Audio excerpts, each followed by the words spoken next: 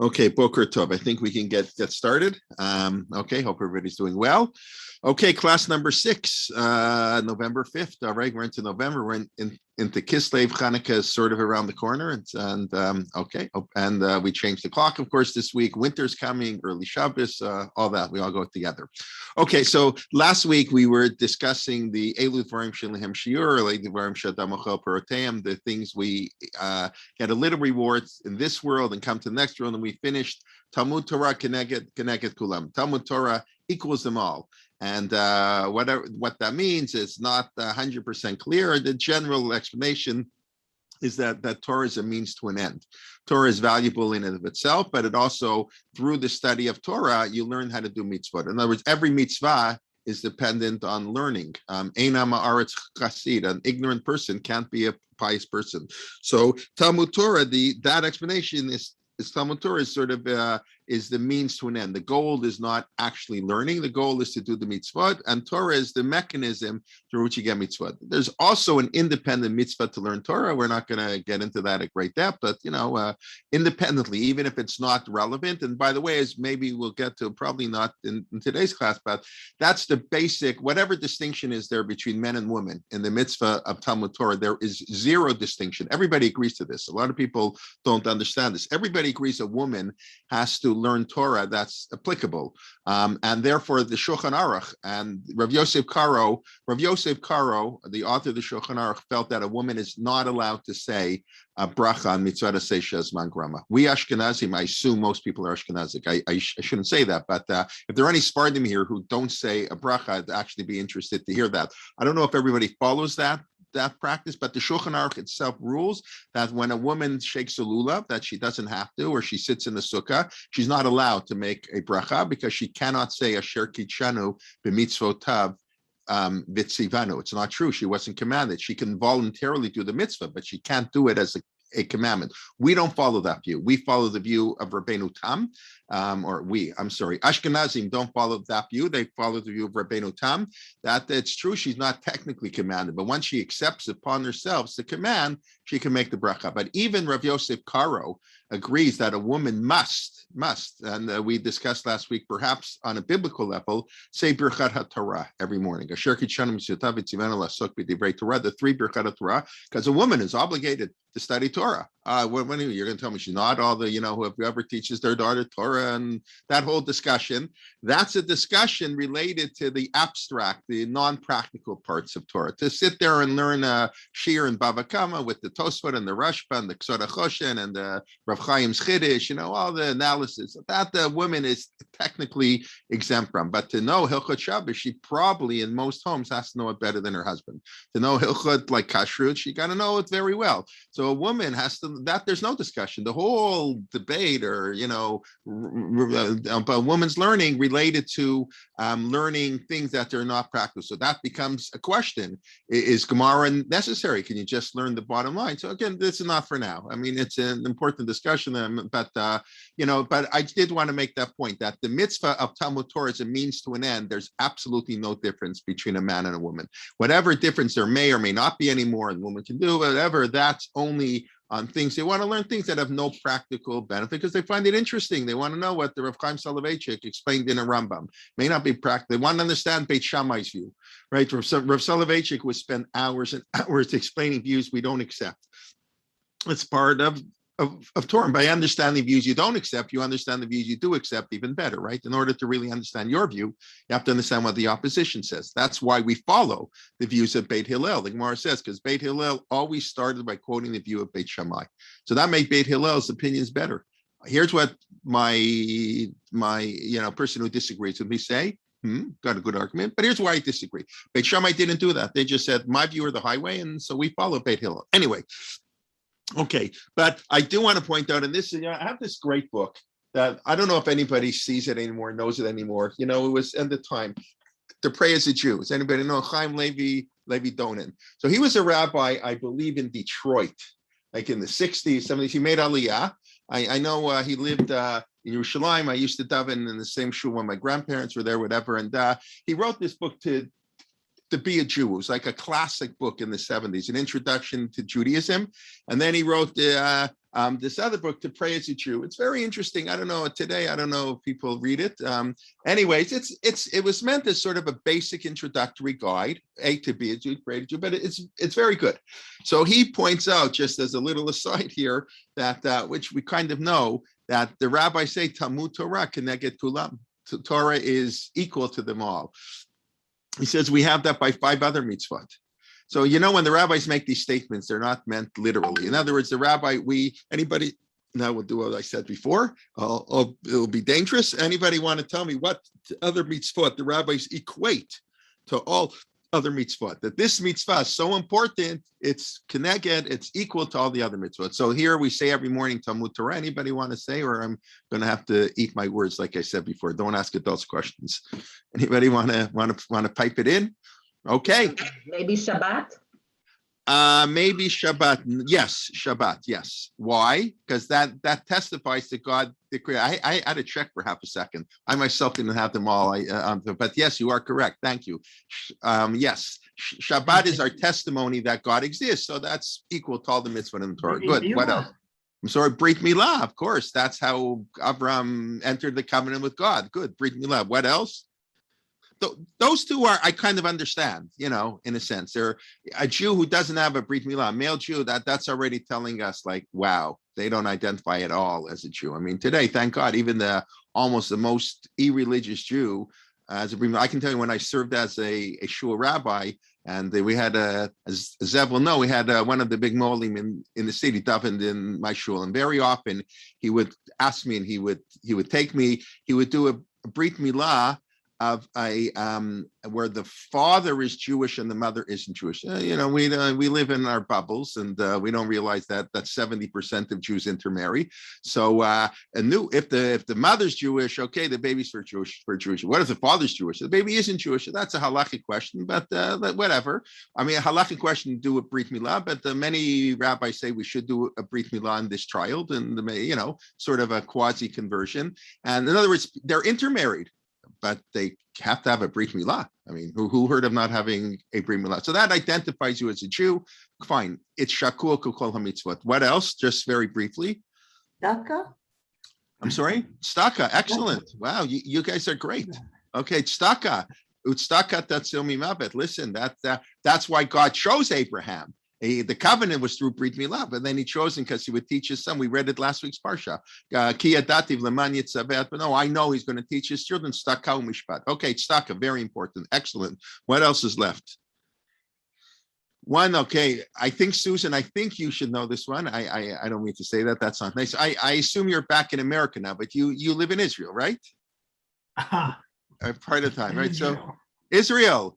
Eretz Yisrael. I mean, come on, all the Zionists here. Eretz Yisrael, Shakul, Kukol, Mitzvot. I mean, that, and the Ramban, Shuli spoke on the Ramban yesterday. The Ramban was a super Zionist. What I mean, he was a super Zionist. I mean, he develops the idea. It's already in rabbinic midrashim. It's based on the pasuk in the Shema. Hishamru lachem, be very careful, or I'm going to expel you from the land. That's what we say every day. But B'charap Hashem, God will get angry. And then right away it says, but you know what, God, put on tefillin, have a mezuzah. And the Sifri comments, even though you're in exile, you still have to do mitzvot. In other words, I would have thought I only have to do mitzvot in Israel. It's sort of the opposite of the secular Zionist approach. Seculars, and I don't say this in a me, I say this just as a historical fact.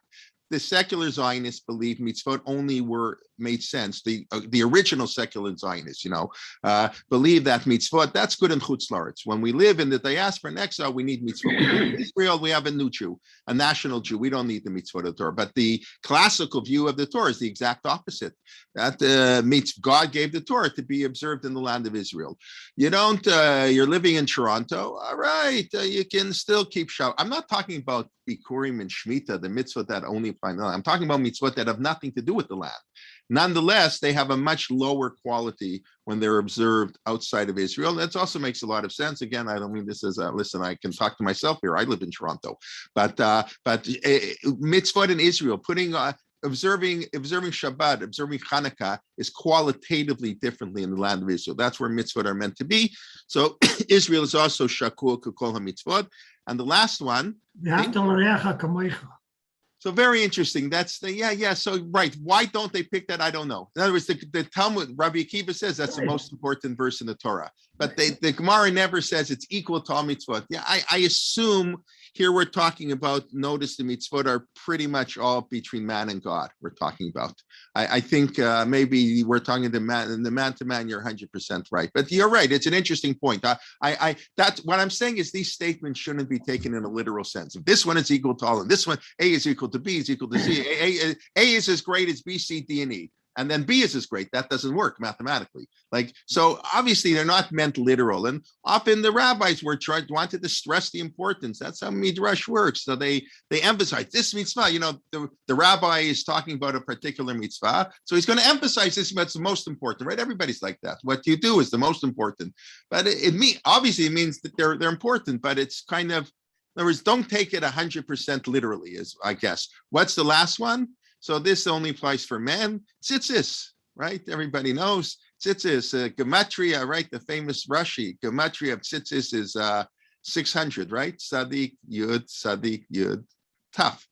Of course, this is one of the places where our Torah is different from Rashi's Torah, because our Torah only has one Yud. If you look in our Torah, the Tzitzit, I'm pretty sure only has one Yud. Rashi clearly had two Yuds in his Sefer Torah. Okay, that's another discussion. So we had the Gematria of 600, and then you tied them, there are 8 strings and 5 knots, so that's 613. Of course, 8 and 5, that's a much later thing.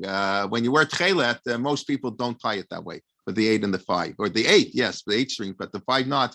Anyways, tzitzis is shakul keneged. That's also why. What's so important about tzitzit? You don't even have to wear tzitzit. No Jew has to wear tzitzit ever. Don't get a 4-corner garment and you don't have to put tzitzit. But we love tzitzit so much, so men go out of their way. They buy 4-corner garment. By the way, talking on the issue, really, that's why the Ramah gives a very bland part reason. Why don't women wear a talit? It's a woman can wear a talit. Why doesn't she wear? Well, men don't have to wear a talit. It's only if you're in the condition of 4-corner garment. So we never, the men have to take a lulav. So the men have to take a lulav. Let the woman take a lulav. The man doesn't have to wear tzitzit. He doesn't really have to, ever, never. The Baal HaMaor never wore tzitzis, right? I mentioned once. The Baal HaMaor, Rabbi Zerachia Halevi, he's printed in the back of every Gemara.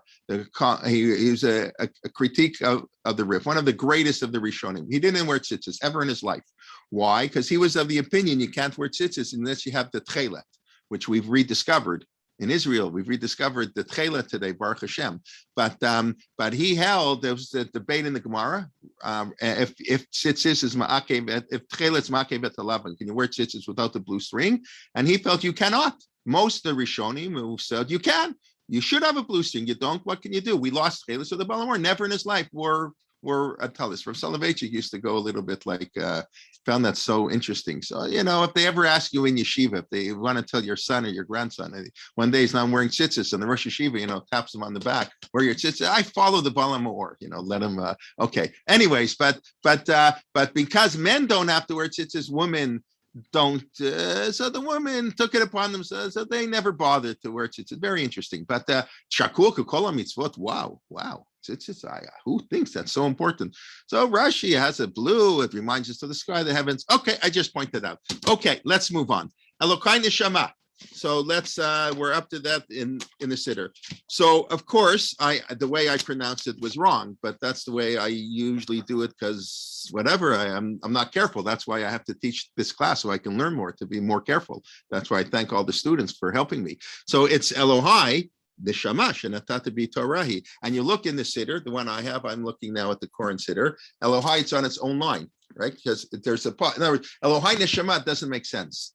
God, my soul. No, it's God. The soul you have implanted me is pure. So that's just the first thing to point out. Elokai Neshama. So this is a bracha to thank God for our soul, for giving us our soul. Now, in many Siddurim, I don't know in the Siddur you have, I think they switched it. Like growing up, I don't think any Siddur had this. When I grew up, and the way I still say it today is Elokai Neshama.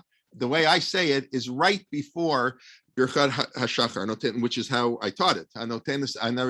I did Birchat HaTorah afterwards. It said after Birchat HaTorah, before Asher Natan L'Sachvi Bina Lachim Ben Yom V'Layla. Today, in many of the Siddurim, it's printed right after Asher Yatzar. and that's how the Rav Soloveitchik explained to say it. But I think that was the less common. Please correct me if I'm wrong, if you remember growing up. But today it's sort of lots of things have changed. The power of the printed like text. You print the Siddur. Everybody knows Art Scroll is the most powerful rabbi in America. The rabbi can say whatever he wants, and the congregant who can't read Aleph Beit goes to the rabbi. But Rabbi, the Art Scroll Siddur says you do this. Oh, the rabbi's finished. Can't go against, Art Scroll, Koran, whatever. That's the printed word. So today they often print it after Asher Yatzar, which makes a lot of sense.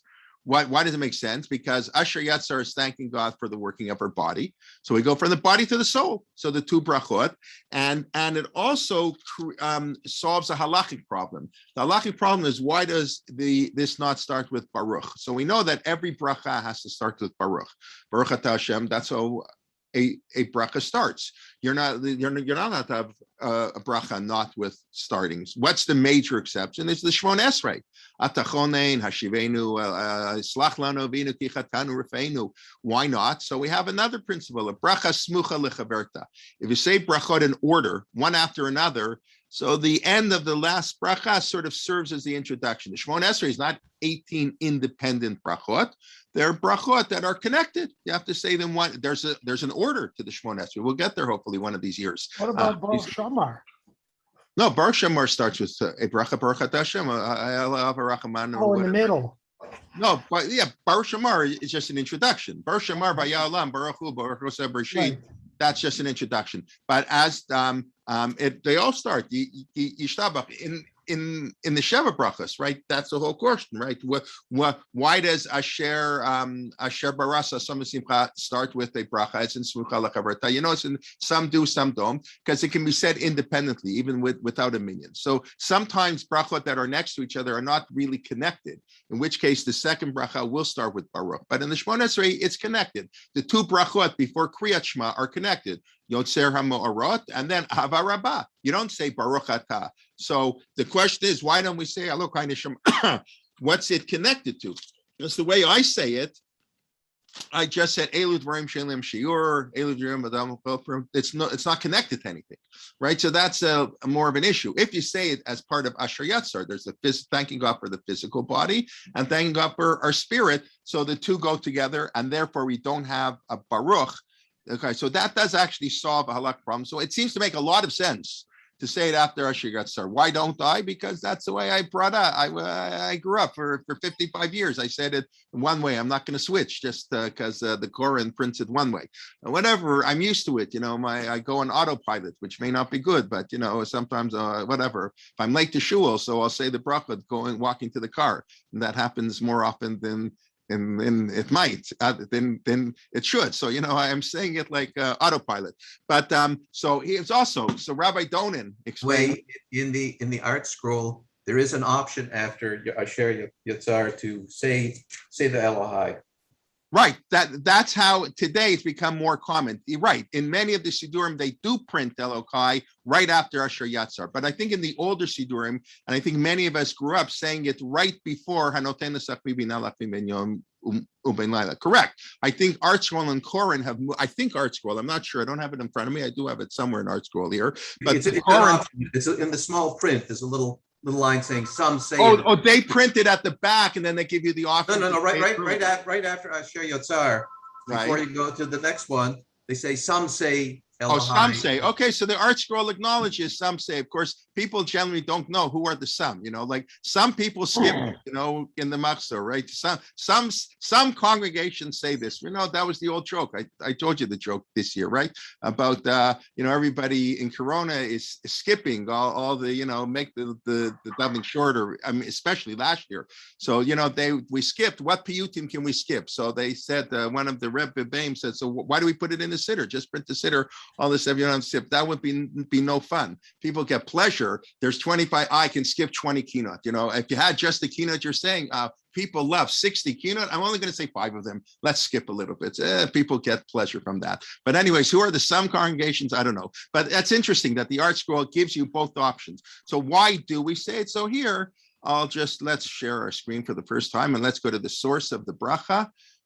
I'm probably going to get to my wrong screen here. Yeah, hold on here, going, okay. Okay, here we go. So Birchat, the Brachot Birchat HaShachar, we've discussed this when going to the washroom, is in Brachot 60b. It's 60, in Samach Amud Beit. So we started that the bracha when you go to the bathroom, and then which we don't do anymore, and then the bracha when you leave the bathroom. And then here, Hanichnach the Krach, when you go into a city, this is actually here Tefillat Haderech a little bit. Are we going to city? Let's find it. Why did it do this? I don't know. Let's go 60b. So this is, you go into the Beit HaKisei, that's the bathroom. Fine. We did that already. My Chatim, okay, we did that. Hanichnas Lishan. So very interesting. Now, it's like funny. You're going to the bathroom apparently at night. In other words, if you think the order. So you go to the bathroom before you go to bed, you make the bracha. Then you Hanichnas Lishan, you go to sleep. So they say Shema Yisrael, that's what we do. Hamapil Chavlei Shana, so that's not for now. Then you say Hamapil, very nice. Then you wake up in the morning. Kimit Ayer, when you wake up, Elokai, and you notice a comma, pause. Neshama shenatati bi Torah, the soul you have given me is pure. Atayat sarta, you created. Atanafach, you blew into it. Atameshamra, you guard it. You're going to take it away from me. We're all going to die, and you're going to give it back to me, though. In Chiyat Hametim, as long as the neshama is in my soul, bikirbi, in me, I'm Moda'ani lefanecha, which of course is the first thing we say. So this is a continuation of Moda'ani. The Moda'ani we say when we get up in the morning, we haven't washed, we haven't put our hands, we can't say God's name. Now we've washed ourselves, etc. Moda'ani lefanecha. Now with God's name, Hashem Elokai v'Elokai v'Teri bon kol mima don kol neshamot hamachazir neshamot l'garim metim. Sleep. The rabbi says 1/60th of death. That's like he's partially alive, partially dead. 59 out of 60 alive. It's sort of a very funny expression that sleep is like 1/60th of death. You're not really aware of what's going on or whatever. So it's an interesting comment. But that's the bracha ends that God restores the soul that's if you were dead while you were asleep. Now, then you get up in the morning. Kishama called Tarnagola Lema Baruch Asher Natan. So Rabbi Donan claims the basis for the minhag that most people used to have to say Asher Yatzar is, you see the order of the Gemara, Asher Yatzar. Then you go to bed, you wake up. It's true, you go in the morning too, but whatever reason. So then you have Hanatan Sakbi Binalach Bimenyo Ubein Laila, and then when you open your eyes, you say Pokeach Ivrim, Matir Srim. We're going to get there. I don't know if we'll get there all today, but this is the origins of Birchat HaShachar. Okay, so that's where it comes from. So just an interesting discussion when exactly you say it. Now, very interesting claim that brought in. Here's another great sefer, the Nativ Bina. Nativ Bina is a 5-volume set on tefillot. It was written by Jacobson, Rabbi Jacobson. I think he was a German rabbi. I think who made Aliyah. He probably wrote this in the first third of the 20th century, or the half of the 20th century. I don't know exactly well, but it's a very good commentary on the Siddur. He quotes from Dr. Monk from England, I believe. I believe he was in Toronto for a while. I don't know, but and he wrote also The World of Prayer. I believe he wrote a 2-volume set, which I actually don't have at home, interestingly enough. Anyway, so he says that Elokai Neshama is a polemic. A polemic against Christianity. There's lots of things that are polemics against. Bilam al-Shini is a polemic against the early Christians, right? There's lots of stuff. I mean, we don't think that way today because Baruch Hashem, we live and we get along well with our non-Jewish neighbors, I hope. And so Elokai Neshama was a polemic against Christianity because Christians believe the soul is not pure. Life is not pure. Physical is not pure. The priests have to be celibate. They can't marry. So that's just an interesting idea. Aleinu, of course, is a polemic. We've cut that out. I don't know. I'm curious. You can tell me how many people say that and how many people don't say it. Do people yes say Shem Mishtachavim? As you know, you do say it, Joyce. Okay, so at Chataimas here, I generally don't say it. Again, maybe it's the way I was brought up. I'm used to it. Maybe I'm influenced. I don't know. Maybe I'm influenced by in camp in 1977 in Bnei Akiva camp. I heard Yitz Greenberg came to speak to us. and he spoke about why we should not say Shehem Mishtachavim Lehevel Harik. It is a very, humanistic approach. I don't know if that influenced me at all. But I do remember that talking about because we have a different relations with Christianity. That we're going to get there. That we used to view Christianity as idolatry and pagans. The Meiri, the whole view that how do we view the non-Jews around us?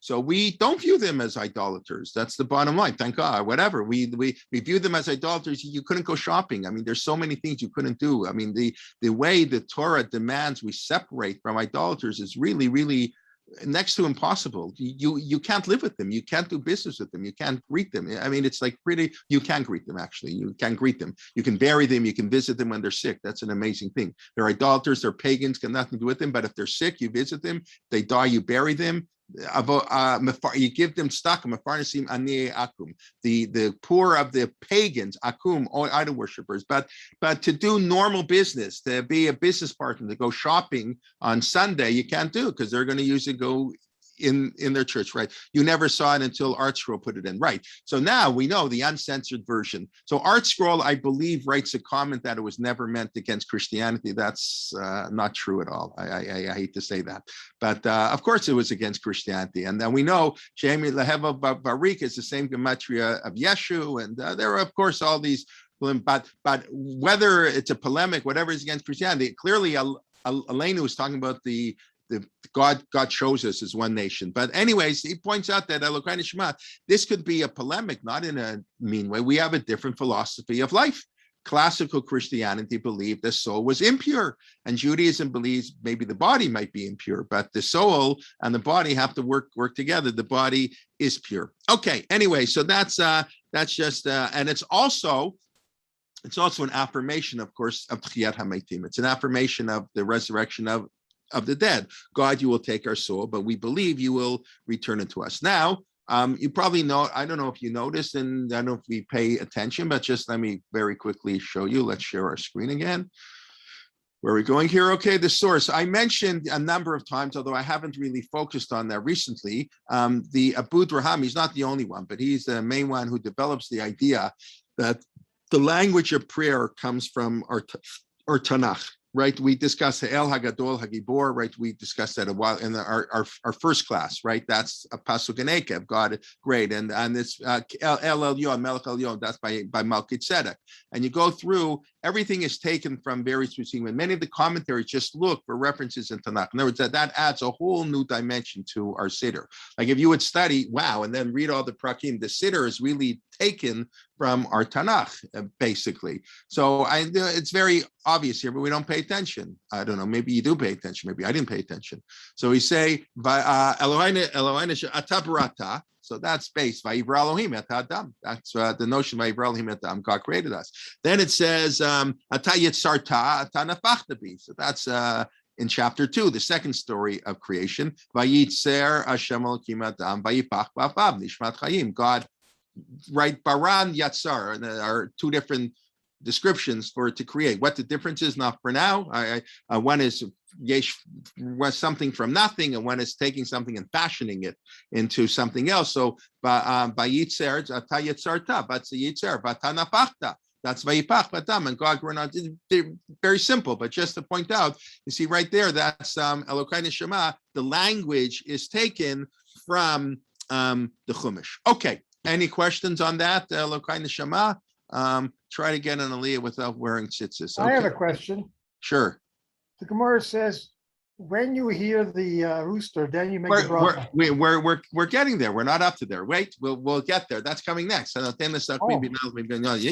just finished Elokai Neshama. Elokai Neshama. Got to pause. I'm so used to just like saying it together. Okay. Then we come to shul, right? The way our Siddur. Now, remember, all of Birchat HaShachar, right? When you get up, you say this.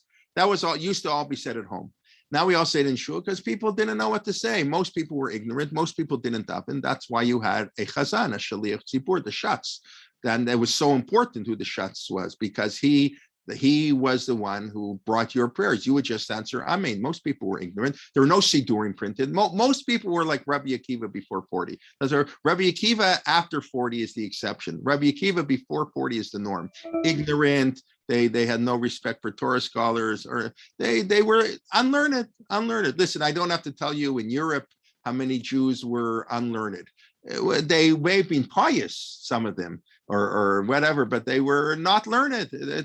We live in the wealthiest community in world history, and we can sit in Kollel and everybody gets a Jewish education. The idea that everybody learns Gemara, that was unheard of till after World War II. 5% at most in Jewish history, never more than 5% of Jews ever opened up a Talmud in their life. Who owned a Talmud? It was super expensive. I mean, before the printing press, it was unheard of. You had to be a multimillionaire. And after the, one community, there are Rishonim, there are Achronim, there are great rabbinic figures who never learned certain Gemaras because they never had access. I didn't have a Masechet Nedarim. They never learned it. They had no access to it. Like, it's unbelievable. So, people were ignorant. We transfer. That's the whole idea why we repeat the Shemona Esrei. We all know that. So the Chazan, you can answer Amen because you didn't know how to pray the Shemona Esrei. So today it's very different. Today it's a whole different world. So therefore the Birchat HaShachar got transferred to Shul. And then you would answer Amen. You'd answer Amen, and that's it. You wouldn't say the bracha yourself. But now in our Siddurim, the way there's a whole bunch of stuff in the middle. Depends, I guess, on the Siddur. But I'll just do a couple minutes. What's the first thing we do when we come to Shul? I don't know. I can't say that I do it so often, but maybe after this class I'll start. What do we do? Ma Tovu. Right? When you walk into shul, that's like as you ma tovu, ma tovu. Like when we got married, that was the first song the choir that we had at our wedding sang. Ma tovu. They entering in. They come in. Ma tovu ohalecha Yaakov mishkanotecha Yisrael. That's a beautiful teaching. It's, of course, based on the verse of Bilam's attempted curse, and that's the custom. That when you walk into shul, whenever I can say Matav, again, you don't have to tell me, but I am curious if anybody says that. I can't say that I do, whatever. Now, so just very briefly, as everybody knows, why do we say this when we come into shul? Of all the things to say, why do we say Matav Olecha Yaakov Mishkanotecha Yisrael? I knew it was dangerous to ask adults questions, as we said. Okay, right? So I'm not sure myself. So here I was looking at the Barsha, Amar Siddur. I was looking, okay. So first, yes, Susan. You can unmute yourself. I'm sorry, you're muted. He didn't hear you. Sorry. Okay. Sorry. I think the Rashi on that pasuk with Bilam defines Ohalecha as an Ohel Torah, Beit Midrash, place of learning. Okay, yeah. Ohel, by the way, Ohala El Sarah, Ohel Bayit. That's for another class to discuss. Sadeh, Ohel, Bayit. Those are the avot are described with different places of habitation. And what's it? Obviously, an Ohel is more of a nomad. A Bayit, a Mishkan, and an Ohel are two opposite. Ohalecha Yaakov, an Ohel is temporary. That's the name Yaakov. Akev, a heel. That's the name he's trampled upon. And Yisrael is the Sarel, the servant, the prince of God. That's a Mishkan. Mishkan Matovu Ohalecha is Yaakov. Mishkanotecha Yisrael. Correct. The Ohel Torah, 100%. Very nice. But okay, so it's in okay, very very good. I also think.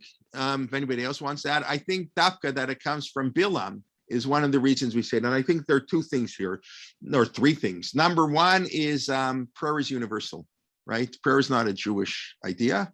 Prayer is, tzitzit is a Jewish idea.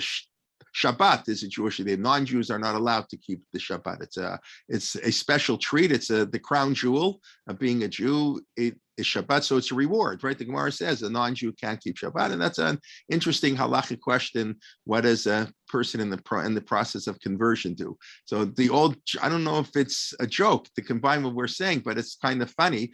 We say, what should a non-Jew? When they convert, some of the opinion. Some say, okay, they're in the process of conversion. Of course, they can keep Shabbat. But some say, no, until they're Jewish, they're not allowed to keep Shabbat. So what some people do, some of the men, I don't know what they would do for women. Maybe they could do this too.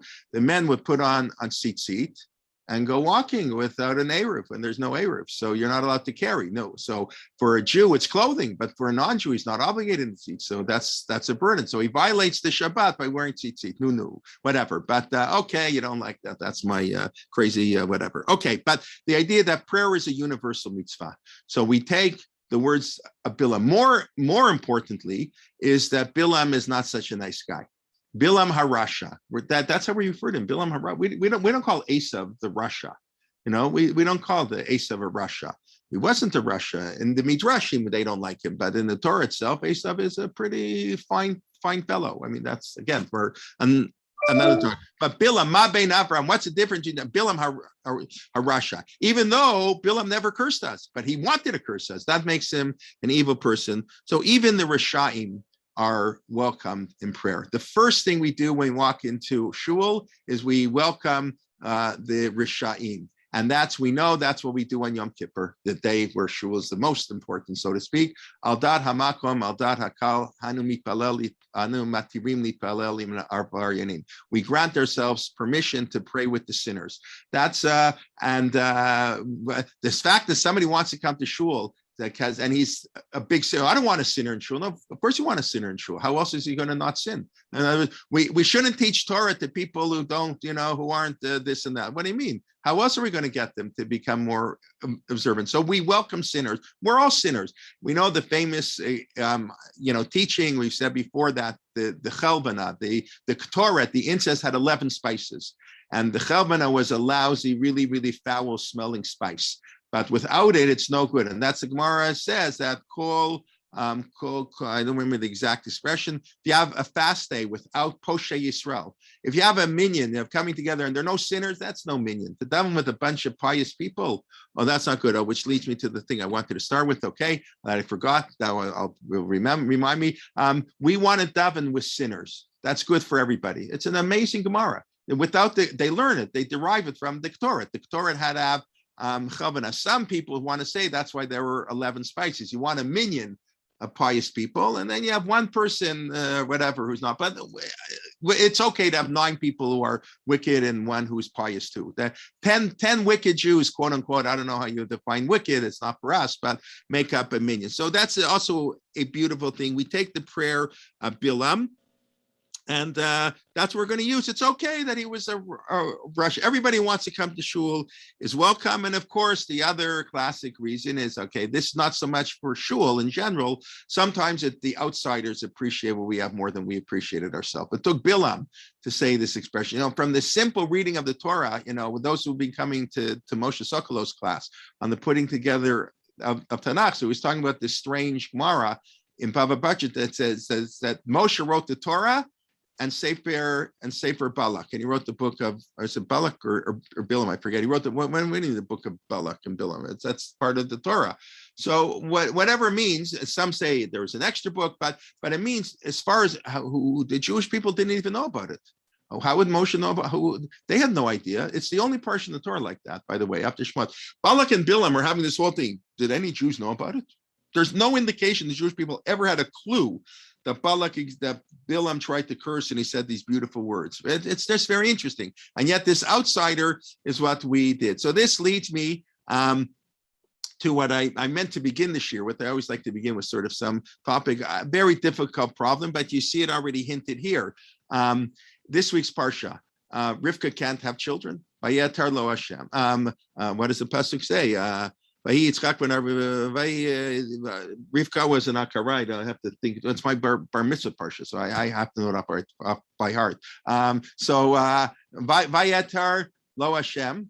What's the pasuk before that?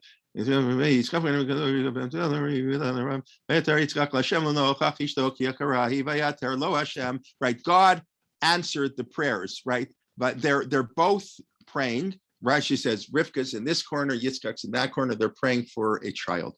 And then it says, Vayetar lo. God answered him. God answered Yitzchak.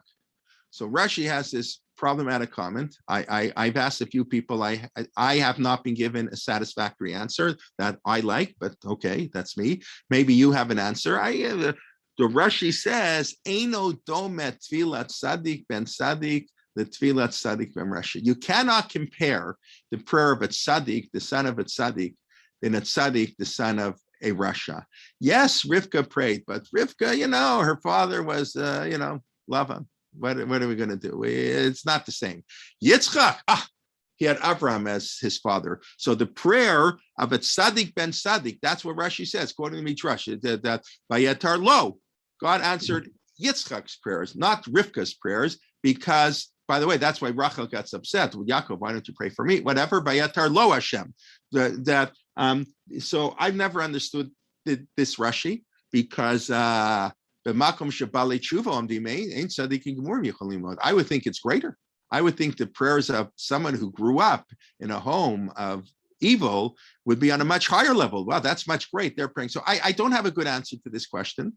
But also, Rabbi Kelman, they say how there was so much la'ag to Pinchas for and they said, look, you ate the bread of the pot of Pit. Right. What's his name?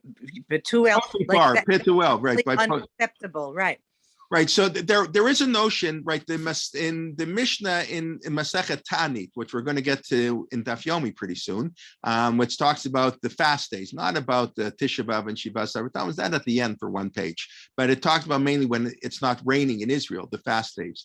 So they used to go out in the street, and after they would have 3 days and 3 more days and 7 days, fast days, Monday, Thursday, Monday. And then they would go out in the street, take the Torah out in the street. The whole community would come out and they'd get a zakein to go and daven. A zakein in a regular, what we say like before in Hineni, they want to Pirko Na, Zikono, Megudal, and we want to, and the Gemara says Naki Milito, and some say he shouldn't have any sins in his background. In other words, there's something about the communal chazan, and this is quoted that he did tshuva. He had an affair once, a terrible sin. You can do tshuva. I mean, whatever. I don't know.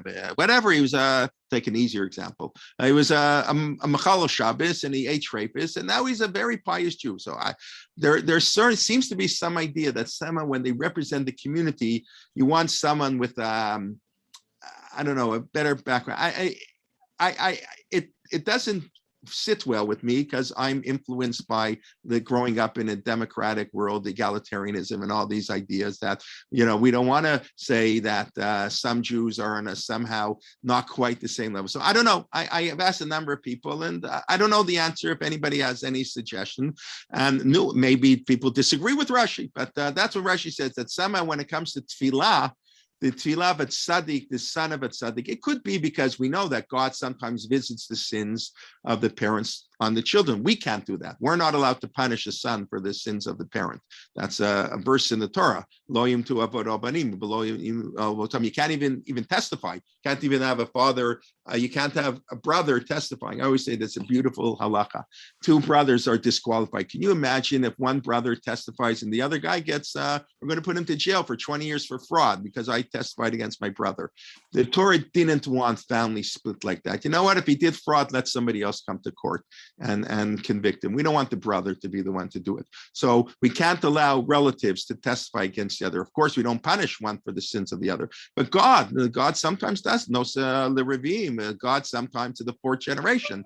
For goodness, for 2,000 generations. So I don't know. I raised the question for something to think about tefillah. But here you have the tefillah, so to speak, of a Rasha, Bilam, and that becomes the entree into our shul. When we walk into shul, we say, Ma tovu alecha Yaakov. We quote Bilam. Even the wicked have what to teach us. They often have great insight. We should always learn halomed mikol adam. So what that Rashi is, fine. There's one teaching like that, but I think there are 100 other teaching that sort of go in an opposite direction. And it doesn't mean that we live with contradictions. Those who've heard me long enough know that the Torah is full of contradictions. Rabbi Yishmael, and we don't resolve every contradiction. We're not supposed to resolve every contradiction. It's not, right, but it goes so far as to become Eliyahu, meaning about Pinchas. That later Pinchas became Eliyahu. When the rabbis say Pinchas is there, what they don't mean it literally. At least I don't believe these things literally. It means that they were both zealous for God. Pinchas killed.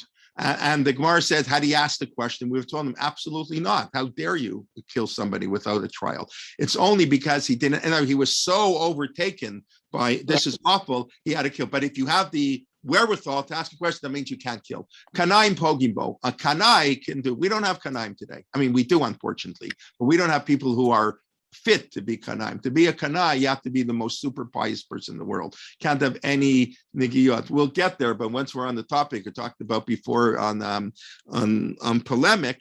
So I think I mentioned this maybe in our Pirkei Avos class, Bilam al-Shinim, right? That's the other famous polemic in the Shmon Esrei. So it's a beautiful piece of Rav Kook, even you heard it again, such a beautiful idea.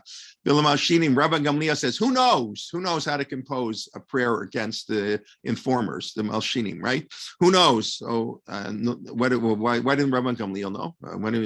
Who knows? Rabbi Yishmael, Rabbi Akiva, Rabbi Lazar, Ben Azariah, all these great rabbis sitting in Yavna. Shmuel HaKatan, the small guy. Shmuel HaKatan, then nobody. Shmuel, he's not even a rabbi. We don't know much about him. All we know about Shmuel HaKatan has been Folei Becha Al Tismach. Do not rejoice when your enemy falls. And Rav Kook so beautifully explains it takes someone who loves the enemy to write a prayer against the enemy. If Rabbi Gamliel had written that prayer, I'm going to go get them. You know, you give person license to hate, and they're going to take it way beyond where they're allowed to hate. So Rabbi Gamliel knew he couldn't write a prayer because he would say things that we only want to pray. We're sad that we have to make such a prayer. It's sometimes, you know, sometimes we have to get rid of the heretics, whatever. But we should cry about that, not to be happy about it. So it took Shmuel HaKatan being Folei Becha. Only somebody who has the love of the enemy can write a prayer for against the enemy. So you have to be so Pinchas, it takes somebody who's a great pious person to be a kanai. Unfortunately, today we have too many kanai. But okay, whenever in doubt, go over the path of shalom. But that's what we say. Tovu, we start with Bilam. Okay. Any questions? Now we'll move on a little bit. Of course, I never get to cover everything I want to cover, but that's good. Okay. Yes, I guess I prepared more than I. Okay. Yes. There was. Yes. I was going to quote Rabbi Felder in his commentary on Tovu. Says he quotes a Dvarim Rabbah, "Kol she'Yisrael achlim ba'olam hazeh, b'koch b'chatav she'varcham bilam harasha." I'm not sure. I didn't quite hear the second half of which say whoever kosher ochlim ba'olam hazeh or something. Whoever eats. Yeah. Kol she'Yisrael achlim ba'olam hazeh, b'koch b'chatav she'varcham bilam harasha. Oh, it's because of the bracha Bilam.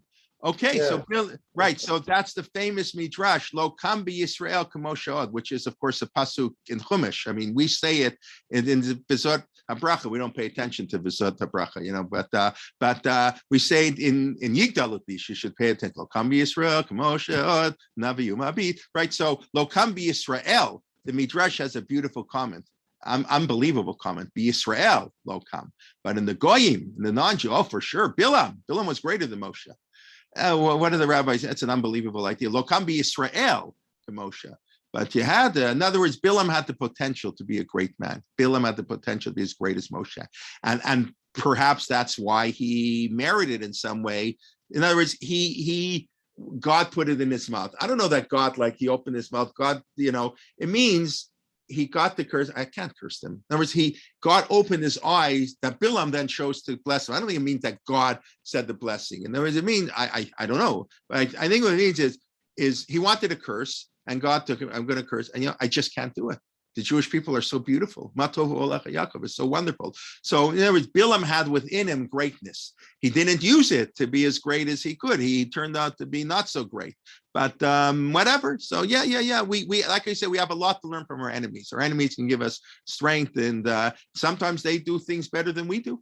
But we can always learn from other people. Okay. So we're just going to get started here. Of course, it's blessed is God, right? The master of the world. Who gave the sechvi bina, wisdom to differentiate between day and night. So first of all, you see already parallel to Shmon Esrei. This is the beginning of the prayer in shul. And atachonim adam dat. The first bracha we say in the Shmon Esrei is the granting of wisdom. And what's the Gemara says? Wisdom, distinction.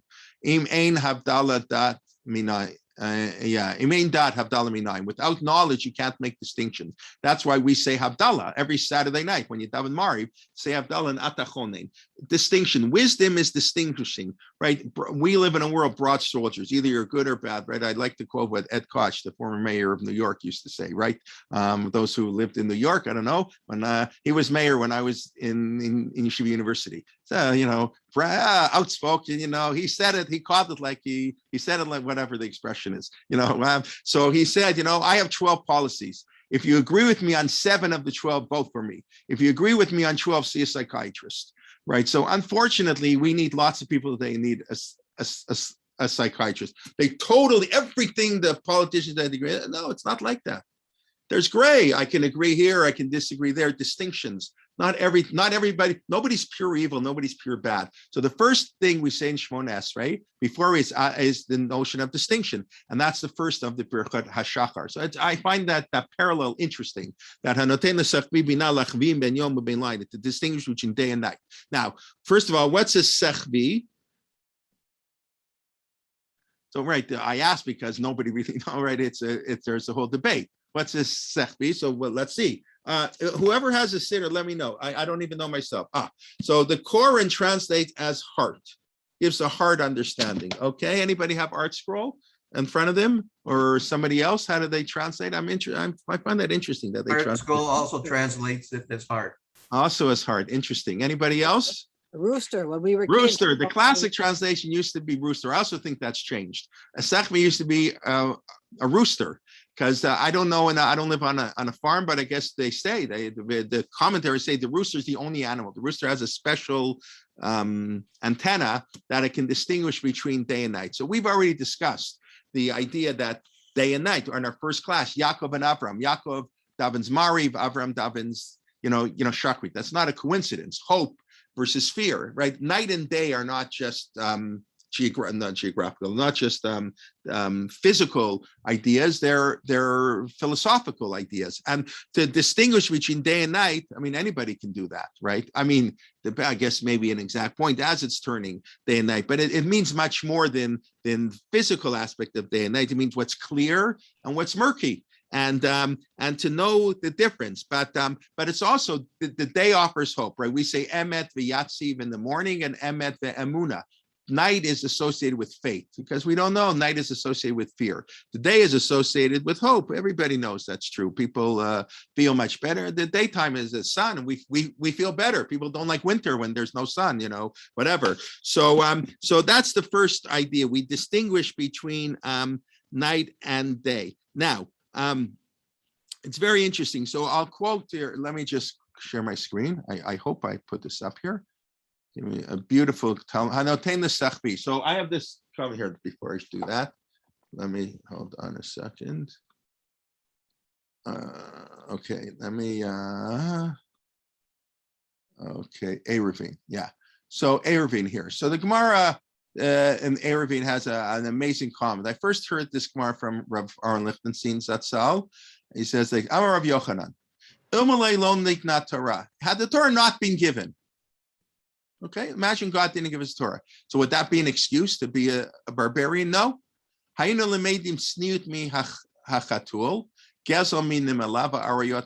would have learned modesty from the cat that covers his excrement. That's what, okay, here, this is the Steinschall. Stealing from the ant, they work together, and forbidden relations from the dove, which is faithful to his partner, and proper relations from the rooster, which first appeases the hen and then mates with it.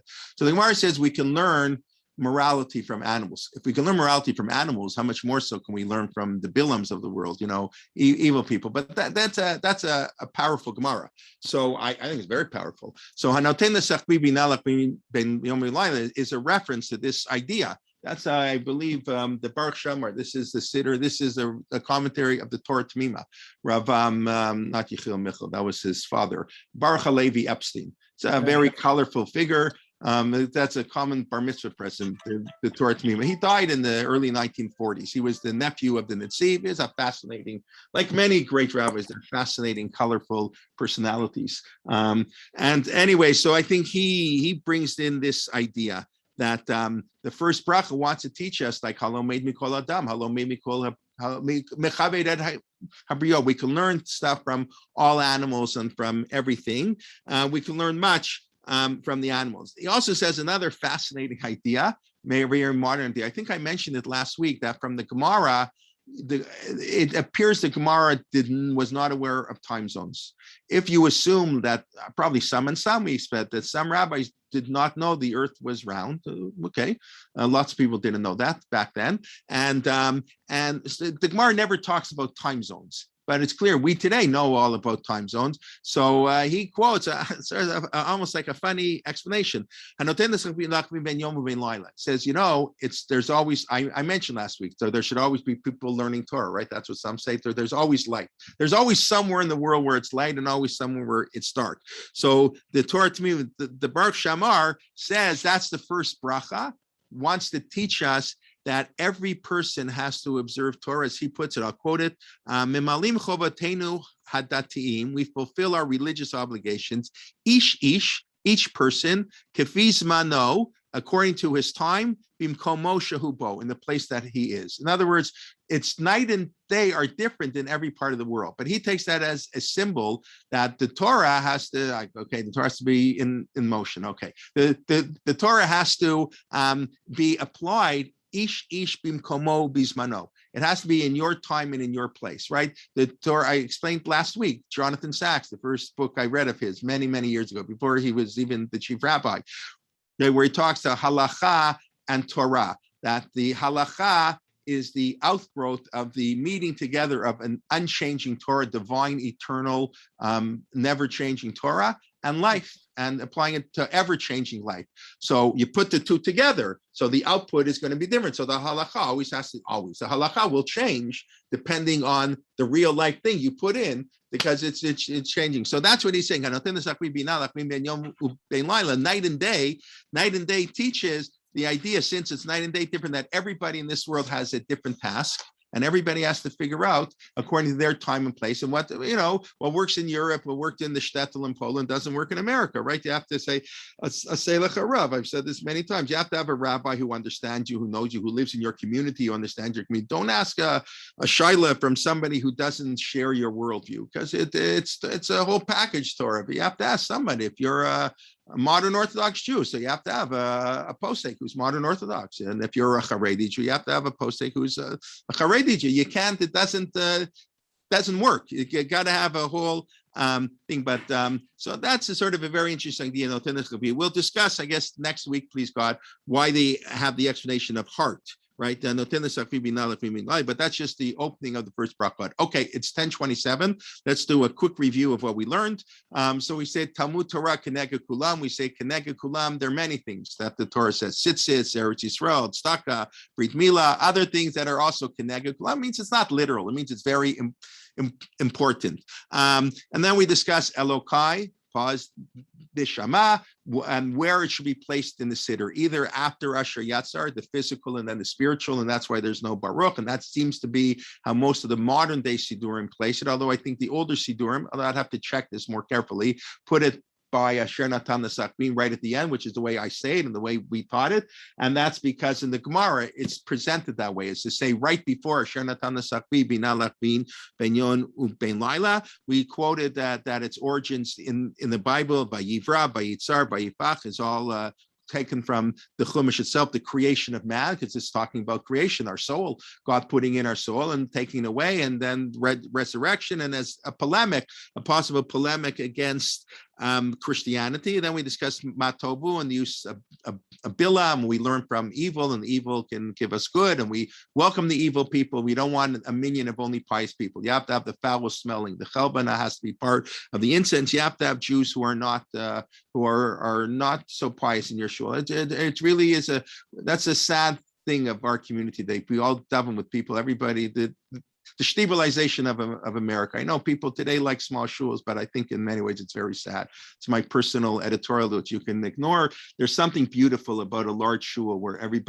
there are different people daven Mechalelei Shabbos, Halavai Mechalelei Shabbos they'd be welcome in our shul. We only Shomer Shabbos in our shul. That's a bad thing. That's not it would be a nice thing if the whole world would be Shomer Shabbos. But since 80% of Jews are not, so we should have 60% of Jews who come to our shul should be Mechalei Shabbos, whatever the idea. But that is the idea of the wicked to Bilam as we start, and then we started with Birchat HaShachar distinctions, and that's how the Amida starts. Knowledge, things are gray, and the idea, of course, Natan L'Sachbi, and why the idea of the rooster and learning from animals, and we can learn from everything, and ethics can come from animals too. Okay, let's see if there are any questions in the chat box that I didn't get to. Somebody wrote to me privately, there's a new movement to replace Brit Milah. Yeah, I think that I remember many years ago at an RCA convention, Rabbinical Council of America, it once in a while I would go to their conventions. But so Michael Melchior spoke. Michael Melchior used to be a member of the parliament. His father, I think he's the chief rabbi of Norway. I think he lives in Israel. His father was the chief rabbi of Denmark. He was in the Kollel in Yeshivat HaKotel when I came as an 18-year-old to Yeshiva. So he was a member, I believe, of the Labor Party, is an Orthodox Jew, of course, and was in the Knesset. So remember, he spoke at the RCA convention, and he said that there was a movement in the 1950s, the religious parties, some of them wanted to make Brit Milah mandatory in Israel as a law, to pass a law. And of course, we all know, thank God, that law never passed, because had that law passed, 50% of Jews in Israel wouldn't have a Brit Milah. You tell someone they have Brit Milah, you're not going to tell me that. So thank God. I mean, that's one of the many reasons I believe Israel should have the option of civil marriage, but now I'm getting into trouble. But forcing people never works religiously, and that's so unfortunately, people want to pay 98%. I don't know what the number is, but so many Jews, like I say, even converts, even their kid isn't Jewish, halachically, they don't care. Brit Milah is what a Jew does, just like a mezuzah. I imagine there are many Jews who don't have a mezuzah, but you have to be very, very far removed. Your mezuzah might not be kosher even. I mean, that's another problem, but you have to have a box that looks like a mezuzah on your front door at least. So we can't force people. Yeah, but that would be sad, right? Okay, we live today, it's a very different world that we're living in. And our basic challenge for another time is that, people feel the Torah isn't always moral. And that's an issue we have to deal with at some time. Whatever, that's for a whole other topic. It didn't used to be like that, but today, the Torah talks to slavery and homosexual rights and treating women, all these things that I believe, of course, the Torah is the height of morality. So, yeah, some things don't jive with today, so we have to work on them. All right, I'm opening up a whole Pandora's box that needs much more time. Okay, it was a B'nai Akiva that I learned to say it. What's that, Susan? Shemish Tachavim Levarik. We spoke about that, right? I never saw it until Art Scroll. Okay, the Hadram for finishing a Masechet. As they bow, what do you do with that? Yeah, we do. Listen, our older texts are for sure going to be much against pagans. I'm saying today, it's different. We're going to see next week on obtain Shalo Asani Goy, what some of the modern commentaries do with that. There's no doubt the rabbis in the Talmud, many of them have very negative views. Of course, just like people who went through the Holocaust are going to have very different views of non-Jews than people who didn't, for obvious reason. I always say my grandfather, if my grandmother hired a Polish cleaning lady, he would have shot her because he had his family killed by the Poles. So obviously he has a different attitude than I, who grew up in luxury in Canada. It's a different attitude. So the rabbis who witnessed the destruction or saw what Christianity did are going to have a different attitude. Things have changed. Again, that's a much broader topic, and I have to go teach in a few minutes at chat, so I don't have time to answer all these discuss, but it's past time for another time. Okay, happy birthday. Thank you. Who knew it was my birthday the other day? Thank you very much. Okay, Sadiq ben Rasha, Yeper al Avram was Ben Sadiq or Ben Obed Olim. Yeah, okay. I don't know. I have to talk about it later. I'm sorry. I didn't fully understand the question. So what Bernie Madoff, if he had been before a Jewish court? No, right, correct. In a Jewish court, the wife or a child cannot testify. Correct. That's what I'm saying. The Jewish court felt justice is really important. Tzedek tzedek tirdof, Banava is going to break up a family. To have a wife testifying against us, we don't want that. Let somebody else testify. There are enough victims of Madoff who could have testified against him. Okay. A reward of a Russia Ben Tzaddik would probably be greater, right? Ed Koch asked a dangerous question, okay? So, okay, thank you very much. Serious supporting the morality of Torah, okay? We can talk about that. I want to wish everybody Shabbat Shalom. Please go. We'll see you on Sunday. Rabbi Liebtag kicks off the week at 11:15. Everybody have a wonderful Shabbat, and invite your friends, and we look forward to learning with you next week. Thank you, everybody. Be well. Shabbat Thank shalom. you. Thank Shabbat you. shalom. Shabbat Shalom. Shabbat Shabbat Shalom. shalom. Thank you very much. Shalom. Shabbos. Thank you. Shabbat Shalom. Kodesh Shabbat Tov. Shalom. All the best. Okay, thank you. Gotta go.